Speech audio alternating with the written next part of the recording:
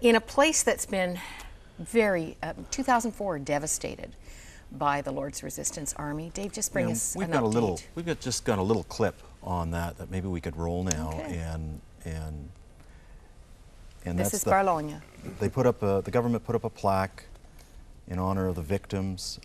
Here's where what we've done so far is got them involved in growing their own crops, which is a huge step for them, brought a lot of joy.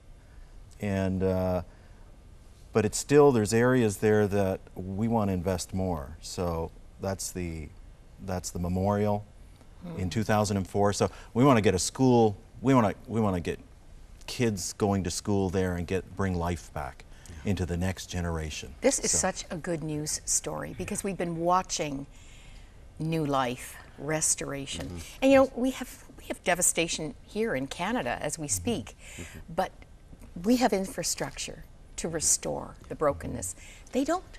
They're just left in absolute despair. So people are coming. They have to pay their own way now. Yeah. Dave, let's get some of the facts out here. Just to, on top of what you're saying, we just met with the people there. You were there last month in Barlonia. Yeah, in August. And I talked to the leadership there. 20 people came out, leadership. And we talked for almost 2 hours. And what we talked about was it's absolutely essential that they participate in friendship and partnership with us in order to make this sustainable. I said to them, we're really not interested in coming here if we are coming to do everything, because it will be another empty shell in the continent of Africa. It will be an empty building. But if they are partnering with us, they are part of it, their families are involved, the people are involved in the construction, in the education portion of it, then it will be sustainable. And this is where Victory Outreach International, the third partner, comes into play. Let's put the page up. I wonder whose hearts are stirring already. What an exciting start to the new year. Be a part of the Uganda cruise. Now, it's not a boat cruise, but it's not exactly. Little different spelling, Dave. A little bit different spelling, but certainly you can go to our website and get some information. You can call Kelly Nuttall in our office or email us at missions@crossroads.ca. We'll get you the information you need. It's in January, so it's a great time to ask for a Christmas gift of a donation towards their trip.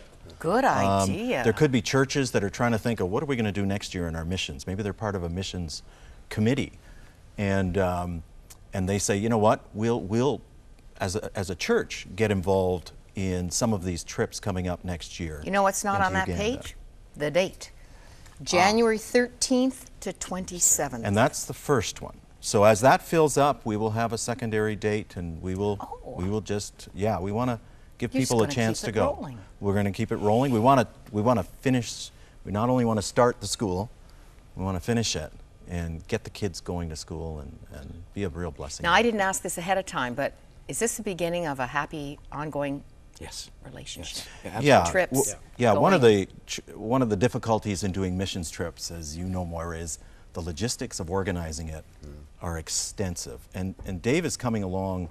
It doesn't at no cost. There isn't any cost to Crossroads. It's just a partnership that he's going to serve us and help lead our teams into these projects that we really want to do a little bit more than what even we're doing now. So I know you both have a history that goes back before any of this wonderful team effort.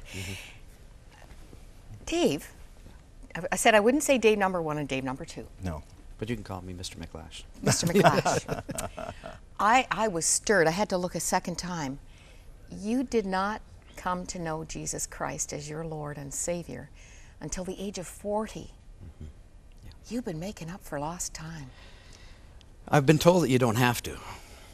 That at the moment you accept Christ, that you're on the same level as all other believers. But yes, that's right. And there is a long, long story behind it, but I grew up in a small town, a humble home, a dysfunctional home. And other than my involvement in a couple of churches, being involved in a choir, I spent the first 40 years without Christ. But I did want to get out of this small town. I wanted to escape. And I thought, I will go somewhere where I will do something with my life. I decided, from a secular standpoint, I would try to be successful. So I went to college on my own. I became what I would consider successful in government service. I had a small business of my own. Things were going really well. I was on the road a lot. I ate too much. I smoked too much. I drank too much. I went out too much. And I almost lost my family. And decided I would quit all of these vices. A year later, someone invited my wife to church. We both immediately said yes. That was the restoration time for us, revitalization time for us. And as I said earlier, to be sitting here now with you and with Dave, after going through what I thought was success in the secular world, and almost losing my life and my family, and now to be here. Only miracle of God could do that. You're living a wonderful new story, and it's making a difference in so many lives. God promises to restore the locust-eaten years. Yes. We're seeing it in communities and in individual lives. Yeah. Great story. Great partnership. Going to be many Yes. more things to come. Let's look at that page again, because you've been thinking about it maybe. And again, the date for the first trip. And don't despair if this date doesn't fit your calendar, because what we're hearing is, Dave, Shelley, there will be more trips. January 13th to 27th for the first one to Uganda. Very exciting. Make a note of this number. Pray about it, if there's even a hint of possibility, and see what surprise the Lord may have in store for you. Gentlemen, keep coming back. We just expect an ongoing open door. Yeah, we're looking forward to more teams, more trips, and getting more people involved with people on the ground, touching lives on the ground. For those that want to kind of do something different and stretch, and maybe they've never been on a trip before, a missions trip, it can be life-changing when you touch people's lives. 2 guarantees, Moira. If God lays it on your heart to go, you will go. There will be no barrier that man can put up, whether it's time, whether it's money, no matter what barrier man can put up, that's a guarantee. You will go. And we know that's from feedback that we've got. The other is, if you go, I guarantee you a life-changing experience. We have people that have been with us that are all over the world now doing their own. Doing their own. Inspiring. Take that to prayer.